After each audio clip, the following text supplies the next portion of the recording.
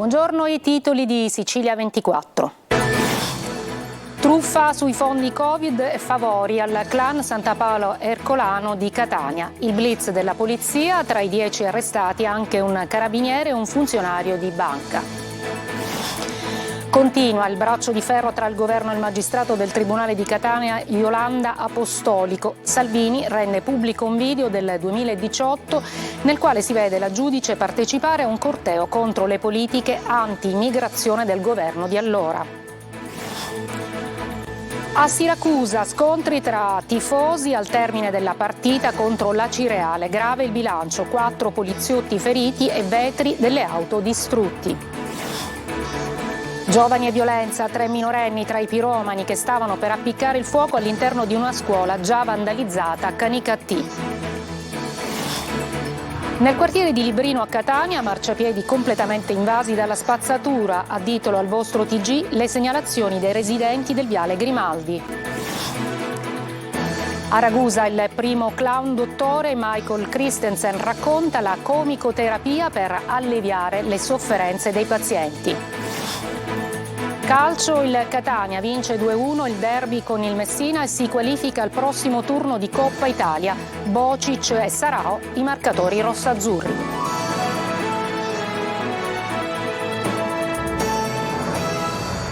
Buongiorno, benvenuti a questa edizione del nostro telegiornale. Dunque la cronaca in primo piano, 5 persone arrestate, altrettante misure cautelari personali. A Catania scoperta una presunta truffa allo Stato sui fondi per l'emergenza Covid, all'ombra del clan Santa Paolo Ercolano. Tra gli arrestati anche un brigadiere capo in servizio a Catania e 2 funzionari di istituti di credito. Ci dice tutto Emanuela Corsi. Un sodalizio criminale che avrebbe approfittato degli aiuti di Stato per fronteggiare l'emergenza economica legata alla pandemia. Una truffa messa in piedi a Catania che avrebbe permesso di percepire più di 380.000 euro di finanziamenti erogati sulla base di documentazione falsa e presentata da persone che non avevano i presupposti di legge. Oltre 100 gli uomini della polizia che hanno partecipato all'operazione lockdown, eseguendo le ordinanze di custodia cautelare messe dal GIP su richiesta della procura a carico di 10 persone responsabili di associazione per delinquere finalizzata alla truffa ai danni dello Stato durante l'emergenza Covid. 5 di loro sono state arrestate con l'aggravante di aver agevolato l'associazione mafiosa Santa Paola Ercolano. Tra questi figurano, oltre a un esponente del clan, Gabriele Santa Paola, già detenuto, anche un brigadiere capo dei carabinieri in servizio a Catania, Paolo Marrangoni, che avrebbe più volte consultato le banche dati di polizia per finalità illecite. Le indagini svolte tra marzo e novembre del 2021 hanno fatto emergere che al vertice dell'associazione criminale, composta tra gli altri da vari professionisti del settore, Alessandro Mirabella, funzionario di banca, e Andrea Pappalardo, direttore generale della Cofisan, sfruttando la loro posizione avrebbero promosso e organizzato l'attività dell'organizzazione criminale. Seguendo un preciso modus operandi, gli indagati, sfruttando la semplificazione procedurale del cosiddetto decreto liquidità del 2020, dunque in piena pandemia, avrebbero assicurato a diversi beneficiari, per la maggior parte titolari di esercizi commerciali, l'accesso ad almeno 13 finanziamenti indebiti, producendo una falsa documentazione reddituale. Il GIP ha disposto il sequestro preventivo della somma di oltre 380.000 euro. Nuovo capitolo nello scontro fra governo e magistratura dopo la decisione del Tribunale di Catania che ha liberato 3 extracomunitari che erano stati trattenuti in base alla nuova procedura di frontiera accelerata. Spunta un video in cui il magistrato che ha preso la decisione protesta nel 2018 contro Salvini al porto di Catania insieme agli altri attivisti. Manlio Viola. 25 agosto 2018, Catania, ero vice premier e ministro dell'interno. L'estrema sinistra manifestava per chiedere lo sbarco degli immigrati dalla nave Diciotti. La folla urlava assassini e animali in faccia alla polizia. Mi sembra di vedere alcuni volti familiari. E quanto scrive il vice premier e ministro delle infrastrutture e trasporti Matteo Salvini oggi su X, l'ex Twitter, e il riferimento è a Iolanda Apostolico, il magistrato che ha liberato 3 extracomunitari che erano stati trattenuti con provvedimento del questore di Ragusa in base alla nuova procedura di frontiera accelerata prevista dal decreto Cutro. È un nuovo capitolo dello scontro fra governo e magistrati proprio all'indomani dell'intervento del ministro Nordio, che ha confermato l'intenzione del governo di presentare ricorso contro il provvedimento di Catania. Alla luce del video scoppia una nuova bufera e il centrodestra addita l'Apostolico come magistrato attivista ben più che toga rossa. È una pioggia di attacchi, dal deputato catanese della Lega Anastasio Carrà fino al responsabile immigrazione di Fratelli d'Italia, che parla di sospetti di parzialità. L'Associazione Nazionale Magistrati valuterà insieme alla diretta interessata se e come intervenire, fanno sapere dall'ANM di Catania, ma dal CSM arriva una prima dichiarazione. Il ruolo del magistrato richiede che l'autonomia e l'indipendenza non si limitino esclusivamente allo svolgimento delle funzioni giurisdizionali, ma deve riguardare anche la sua proiezione esterna, dice il consigliere laico Enrico Aimi, che è anche presidente della prima commissione, quella che dovrà pronunciarsi sulla pratica a tutela del magistrato chiesta da 13 consiglieri togati. È opportuno non dimenticare mai che la giustizia non deve essere solo terza e imparziale, ma deve anche apparire tale, afferma Aimi. 4 poliziotti feriti e vetri delle auto distrutti. È il bilancio della guerriglia urbana nel post partita tra Siracusa e Acireale, finita 3-1. In gran parte della zona nord momenti di tensione, traffico in tilt. Francesco Triolo. Finita la partita inizia la guerriglia urbana. In diverse zone di Siracusa si sono vissuti minuti di paura nel post partita con la Cireale terminata 3-1 per gli aretusei.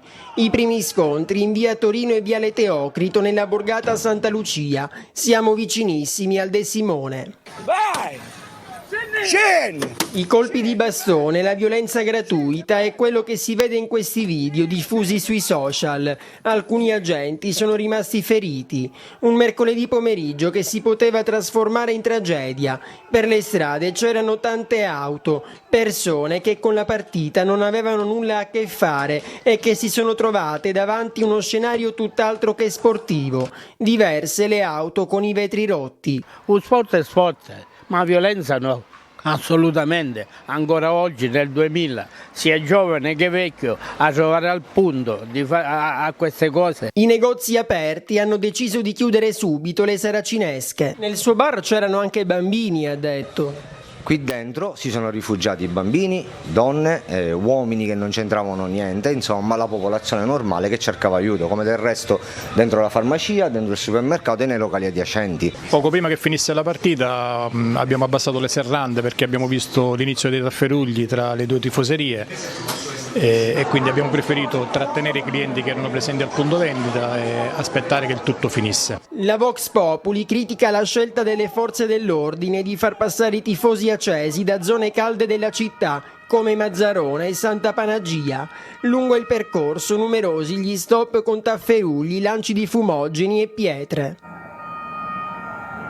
Adesso, dopo la guerriglia urbana, non è difficile prevedere una pioggia di daspo. Una scuola di Canicattì, siamo nell'Agrigentino, è stata devastata da 4 giovani, 3 dei quali minorenni, tutti denunciati. I carabinieri li hanno sorpresi mentre stavano dando alle fiamme il sipario del teatro. Davide Sardo. Raid vandalico a Canicattì nell'Agrigentino ai danni della dismessa scuola La Carruba, già teatro di scorribande nelle ultime settimane. Un gruppo di giovanissimi canicattinesi l'altro ieri sera è riuscito ad entrare all'interno dell'edificio per devastare tutti gli arredi. I carabinieri della compagnia di Canicattì hanno denunciato 4 ragazzi. I militari dell'Arma hanno sorpreso un maggiorenne, 3 minorenni, di cui uno addirittura non ancora 14enne, mentre stavano appiccando un rogo al sipario del teatro della scuola e stavano distruggendo gli ultimi arredi rimasti. Il maggiorenne è stato denunciato alla Procura della Repubblica di Agrigento, mentre i minori sono stati affidati ai genitori ma verranno deferiti alla Procura presso il Tribunale per i minorenni. I carabinieri nelle ultime settimane hanno intensificato i servizi di controllo alla scuola La Carruba, già al centro di raid vandalici. L'ultimo episodio è stato segnalato da alcuni cittadini che hanno avvertito tempestivamente le forze dell'ordine. Torniamo ad occuparci di Sferracavallo, la borgata marinara di Palermo, dove ogni sabato si registra puntualmente una rissa. I residenti sono stanchi e chiedono maggiori controlli. Marco Gullà. Ogni sabato ce n'è una, di rissa. Siamo tornati a Sferracavallo, la borgata marinara di Palermo, che di giorno si presenta così e poi di sabato sera invece si trasforma in un ring con scene come questa.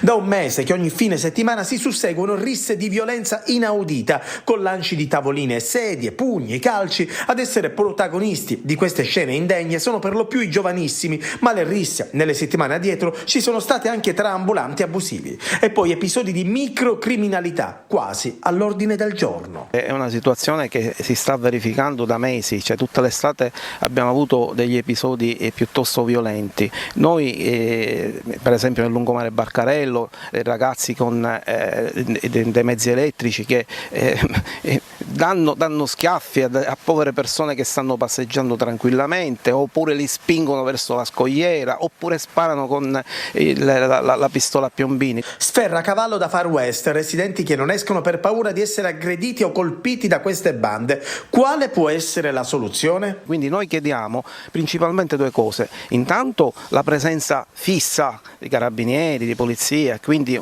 questa forma di deterrenza, e poi degli interventi straordinari, perché c'è un malessere sociale nei quartieri popolari. Bisogna intervenire seriamente, perché questi ragazzi sono allo sbando e forse hanno bisogno, sicuramente hanno bisogno di un aiuto, di un sostegno, perché altrimenti qua non si finisce più, sarà sempre un crescendo. E adesso si teme il peggio anche per il prossimo weekend. In piazza il sabato e la domenica da sempre accadono risse, piccole risse, ma come quest'anno non è mai successo. Ci sono stati degli episodi violentissimi e poi, come ti dicevo, questi ragazzi che scorrazzano con questi motocicli elettrici, che sono un pericolo, cioè mettono paura alle persone. Intanto nei prossimi giorni dovrebbero esserci nuove manifestazioni per chiedere maggiori presidi e controlli a Sferracavallo. Catania pattumiera, nuova segnalazione a Ditola al vostro TG, questa volta arriva da Librino, dove i marciapiedi di Viale Grimaldi sono completamente invasi dalla spazzatura. Tonino De Mana. Di giorno o di notte, non c'è differenza. Un marciapiede o un altro non cambia la sostanza, visto che la spazzatura a Catania è ovunque. Viale Grimaldi al Librino somiglia più ad una discarica a cielo aperto che ad una strada. Sacchetti dell'immondizia disseminati ovunque, cumuli di scarti edili, gomme ed eternit nei pressi delle fermate dell'autobus ed in prossimità dei parchi giochi, anche se da queste parti di bambini non se ne vede l'ombra. Del resto, chi porterebbe il proprio figlio a giocare e divertirsi in un'area del genere? Nessuno, aggiungiamo noi. Da queste parti però va di moda il lancio del sacchetto, ma non è un gioco per bambini, è la triste abitudine di deturpare ogni angolo della città, incuranti del danno ambientale che ne deriva. Danno ed anche pericolo, visto che i rifiuti non consentono il passaggio, costringendo ignari pedoni a scendere dal marciapiede con il serio rischio di essere travolti dalle auto in transito. C'è un sacco di spazzatura per la strada, non si può passare assolutissimamente, devi scendere per la strada, è pericoloso anche perché i bambini stesso hanno paura delle macchine che passano, perché come si è sentito dire già hanno travolto un passeggino che erano sulle strisce pedonali, perché non possono camminare più nemmeno sui marciapiedi e non è giusto. Vuoi lanciare un appello a queste persone che comunque deturpano e buttano la spazzatura di giorno e di notte? Allora, io faccio l'indifferenziata, quindi è giusto che tutti quanti, come la stiamo facendo tutti, che rispettano tutti questo. Anche qui ci sono le telecamere ed anche qui sono inutili, visto che, a giudicare dalle montagne di rifiuti, nessuno sembra abbia mai pagato, ad eccezione dei cittadini onesti, visto che si tratta sempre di denaro pubblico. E sono tante le segnalazioni che arrivano al nostro numero di WhatsApp 342 74 55 005. Noi diamo voce alla vostra denuncia con la speranza che qualcuno, alla fine, possa metterci la faccia. La Guardia di Finanza di Messina ha concluso un'indagine su un'azienda agricola di Tortorici, risultata beneficiaria dal 2018 al 2020 senza legittimo titolo di finanziamenti comunitari per 160.000 euro. Denunciati, oltre ai 2 legali rappresentanti della società agricola, anche altre 4 persone legate a 2 centri di assistenza agricola che avevano curato la predisposizione delle domande uniche di pagamento. È emerso come fossero stati utilizzati fittizi contratti di affitto di terreni e attestato il possesso di particelle catastali di proprietà di terze persone, completamente all'oscuro della frode. Ci fermiamo una breve pausa, torniamo con altri servizi.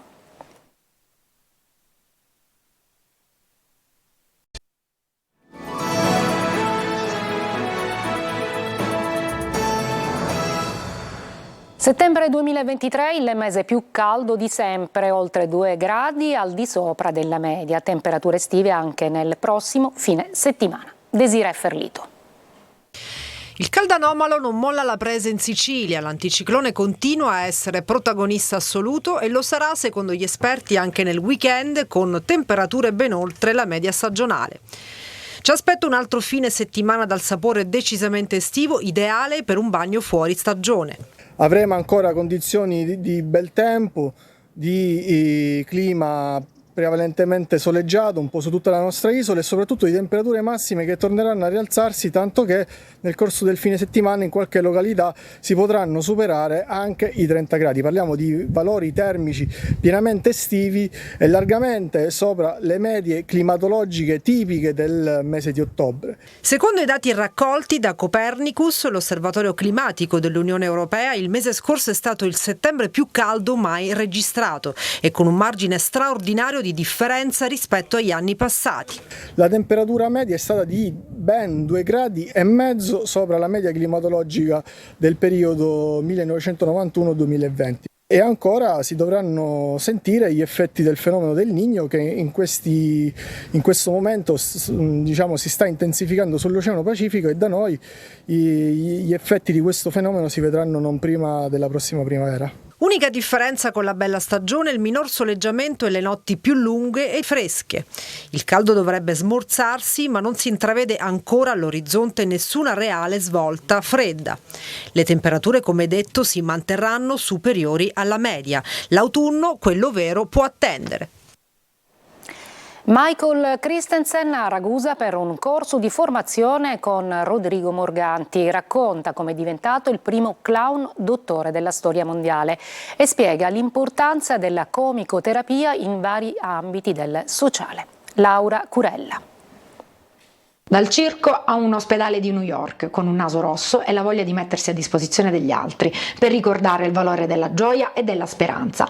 Michael Christensen, il primo clown dottore della storia mondiale, racconta della sua esperienza durante un incontro di formazione a Ragusa rivolto a educatori e volontari del settore sociale. This was never my idea. Non è mai stata la mia idea. This evolved from a commitment and willingness to serve. Questo è un'evoluzione di un mio mettermi a disposizione e impegnarmi nel servire. Ero un clown nel Big Apple Circus di New York. Sono stato invitato ad andare a fare uno spettacolo in un ospedale. 7 mesi prima mio fratello era morto di un cancro al pancreas.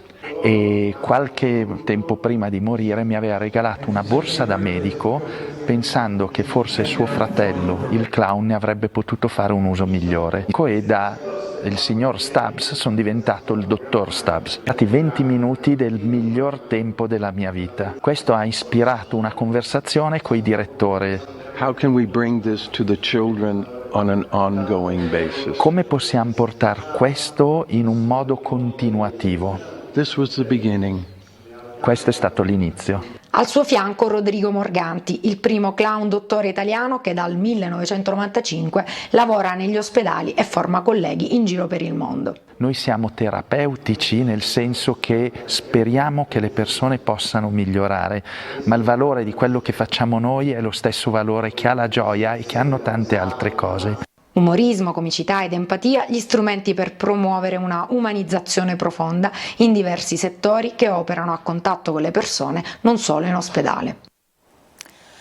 Almeno una trentina i rappresentanti delle associazioni e del sindacato della CGIL che stamattina hanno consegnato ai cittadini a piedi o in auto nella zona di Piazza Stesicoro e Corso Sicilia a Catania il manifesto con le proposte e le richieste da presentare al governo per lo sciopero nazionale del 7 ottobre a Roma. Prevista la partenza di lavoratori attivisti delle associazioni che aderiranno alla manifestazione nazionale.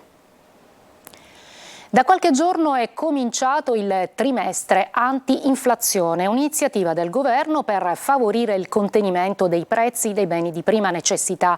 Per comprendere come sta andando ne parleremo oggi all'interno di Sicilia 24 Focus con Luca Ciliberti. Tra gli ospiti rappresentanti di Codacons, Confcommercio e la parlamentare di Fratelli d'Italia Eliana Longi. Potete inviare i vostri messaggi WhatsApp al numero 342 74 55 005. La trasmissione andrà anche in streaming sulla Sicilia Web. Ci fermiamo, una breve pausa e poi lo sport.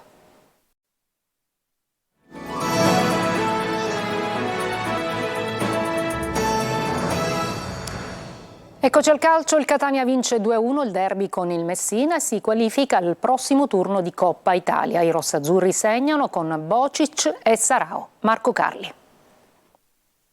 Il derby di Coppa Italia sorride al Catania che avanza con merito. Tabbiani cambia 7 giocatori rispetto a Caserta, ampio turnover anche per il Messina con una formazione per 10 undicesimi diversa rispetto a quella vittoriosa con l'Avellino. I rossazzurri partono subito forte, recuperano palla con Deli che fa tutto benissimo e a tu per tu con De Matteis colpisce però la traversa.